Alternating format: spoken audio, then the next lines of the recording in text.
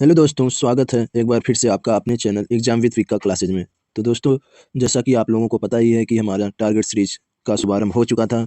उसका आज हमारा 8वां क्लास है। ठीक है दोस्तों, तो ध्यान से देखिएगा। हमारा पहला प्रश्न दिया है कि भारतीय संविधान की प्रस्तावना में पंथ निरपेक्ष शब्द किस संशोधन द्वारा जोड़ा गया। पंथ निरपेक्ष शब्द किस संशोधन द्वारा जोड़ा गया। पहला ऑप्शन दिया हमारा 24वां, दूसरा 42वां, तीसरा दिया 44वां और चौथा ऑप्शन दिया 52वां। ठीक है दोस्तों, तो इसका हमारा सही आंसर होगा ऑप्शन ऑप्शन ए। हमारा इस प्रश्न का सही जवाब है 24वां। ठीक है, अगला प्रश्न देखिएगा आप लोग ध्यान से। अगला प्रश्न दिया है हमारा, भारत में मौलिक कर्तव्यों की संख्या कितनी है। भारत में मौलिक कर्तव्यों की संख्या कितनी है। पहला ऑप्शन 10, दूसरा 11, तीसरा ऑप्शन 12, चौथा ऑप्शन 9। चौथा ऑप्शन हमारा 9 दिया है, तो इसका सही जवाब होगा हमारा ऑप्शन बी 11। Option B 11। ठीक है दोस्तों। दोस्तों, यहाँ पर देखिए हमारा तीसरा प्रश्न बहुत ही अच्छा है। संविधान के अनुच्छेद आर्टिकल से संबंधित यह प्रश्न है, तो ध्यान से देखिएगा आप लोग। दिया है हमारा तीसरा प्रश्न कि संविधान के किस अनुच्छेद के अंतर्गत वित्त आयोग का प्रावधान है। वित्त आयोग का प्रावधान पूछा है दोस्तों, बहुत ही महत्वपूर्ण क्वेश्चन है यह। पहला दिया अनुच्छेद 260, दूसरा अनुच्छेद 268, तीसरा अनुच्छेद 280, चौथा अनुच्छेद 324। अनुच्छेद 324, तो इसका सही जवाब होगा हमारा ऑप्शन बी। ऑप्शन बी अनुच्छेद 268 के अंतर्गत इसका प्रावधान है। ठीक है दोस्तों, अगला प्रश्न देखिए हमारा चौथा दिया है।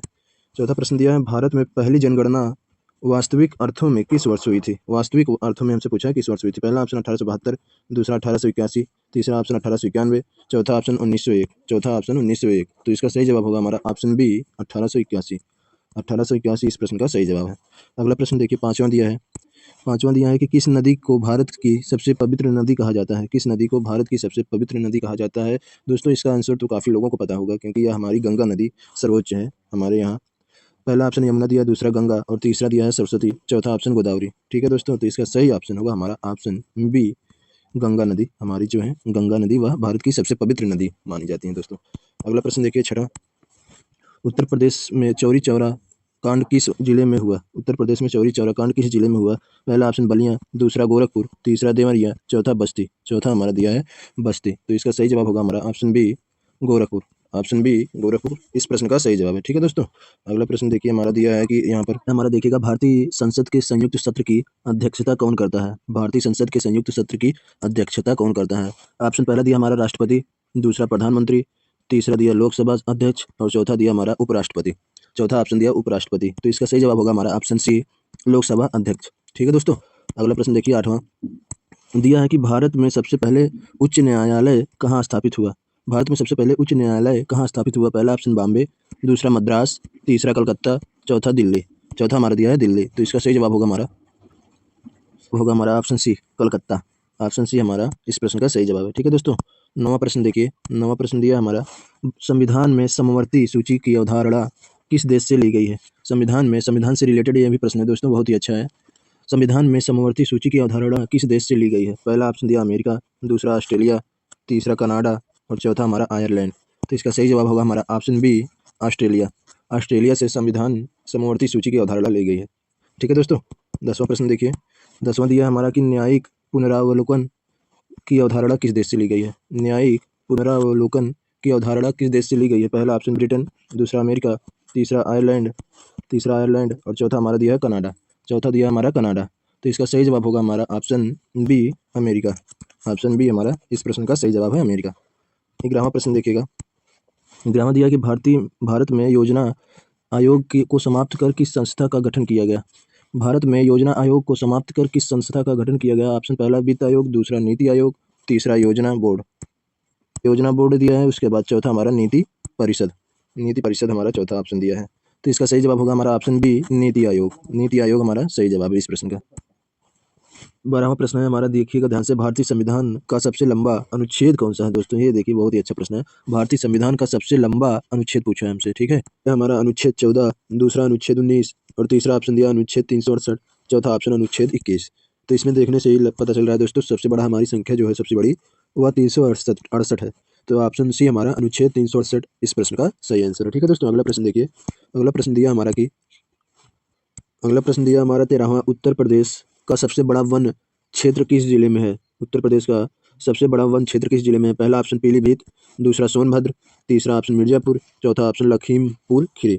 चौथा ऑप्शन लखीमपुर खीरी दिया है, तो इसका सही जवाब होगा हमारा ऑप्शन बी सोनभद्र। ठीक है दोस्तों, ये सब दोस्तों बहुत ही इंपॉर्टेंट प्रश्न है होमगार्ड के लिए स्पेशल करके, यहाँ मैंने बनाया है, तैयार किया है। उत्तर प्रदेश का सबसे बड़ा वन क्षेत्र हो गया, उत्तर प्रदेश में कितने ज़िले हैं, ज़िलों में कितने आपके जो हैं, इनको कौन होमगार्ड की पद को कौन देखता है और कौन निरीक्षक करता है, ये सब मतलब सब होमगार्ड से ही संबंधित रहेंगे। आप लोग केवल क्लास से जुड़े रहिएगा अंत तक, आपको अच्छे-अच्छे क्वेश्चन देखने को मिलेंगे। और देखिएगा ध्यान से, दिया है कि भारत में श्वेत क्रांति का संबंध किससे है? भारत में श्वेत क्रांति का संबंध किससे? पहला ऑप्शन मत्स्य, दूसरा दुग्ध उत्पादन, तीसरा गेहूँ, चौथा ऑप्शन कपास। चौथा ऑप्शन हमारा दिया है कपास, तो इसका सही जवाब होगा हमारा ऑप्शन बी दुग्ध उत्पादन, दुग्ध उत्पादन। ठीक है दोस्तों, 15वां प्रश्न देखिए, दिया है कि भारत के किस प्रधानमंत्री के कार्यकाल में बैंकों का राष्ट्रीयकरण हुआ? भारत के किस प्रधानमंत्री के कार्यकाल में बैंकों का राष्ट्रीयकरण हुआ? पहला ऑप्शन नेहरू, दूसरा इंदिरा गांधी, तीसरा राजीव गांधी और चौथा नरसिंह राव। चौथा हमारा दिया है नरसिंह राव। 15वां, तो इसका ऑप्शन बी इस प्रश्न का सही जवाब है इंदिरा गांधी। इंदिरा गांधी इस प्रश्न का सही जवाब है। ठीक है दोस्तों, 16वां प्रश्न देखिएगा आप लोग, दिया संविधान की 8वीं अनुसूची में वर्तमान में कितनी भाषाएं हैं? भाषा हमसे पूछा है संविधान की, तो पहला ऑप्शन दिया 20, दूसरा 21, तीसरा ऑप्शन 22, चौथा ऑप्शन 23 दिया है। चौथा ऑप्शन हमारा दिया है 23, तो इसका सही जवाब होगा हमारा ऑप्शन सी 22। ऑप्शन सी हमारा इस प्रश्न का सही जवाब है। 17वां प्रश्न देखिएगा, हमारा दिया है यहाँ पर 17वां प्रश्न, भारत में प्रथम महिला राज्यपाल कौन थी? भारत में प्रथम महिला राज्यपाल कौन थी? पहला ऑप्शन प्रतिभा पाटिल, दूसरा ऑप्शन सरोजिनी नायडू, तीसरा ऑप्शन विजय लक्ष्मी पंडित, चौथा ऑप्शन सुचेता सुचेता कृपलानी। सुचेता कृपलानी चौथा ऑप्शन हमारा दिया है, तो इसका सही जवाब होगा हमारा ऑप्शन बी सरोजिनी नायडू। भारत में प्रथम महिला राज्यपाल कौन थी? तो सरोजिनी नायडू हमारा सही जवाब हो जाएगा। दोस्तों, भारत में प्रथम स्थान किसका क्या था, ये सब जरूर आप लोग याद कर लेना। वैसे तो रोज मैं एक एक क्लास लेकर आता ही हूँ, उसमें आपको प्रथम से संबंधित बहुत सारे प्रश्न मिल जाएंगे। ठीक है दोस्तों, तो देखिएगा 18वां प्रश्न दिया है हमारा, भारत में मौलिक अधिकारों को निलंबित करने की शक्ति किसके पास है? भारत में मौलिक अधिकारों को निलंबित निलंबित मतलब दोस्तों खत्म करने की शक्ति किसके पास है? पहला ऑप्शन संसद, दूसरा ऑप्शन प्रधानमंत्री और तीसरा ऑप्शन राष्ट्रपति, चौथा ऑप्शन सुप्रीम कोर्ट। चौथा ऑप्शन हमारा सुप्रीम कोर्ट दिया है, तो इसका सही जवाब होगा हमारा ऑप्शन सी राष्ट्रपति। राष्ट्रपति इसका सही जवाब हो जाएगा। ठीक है दोस्तों।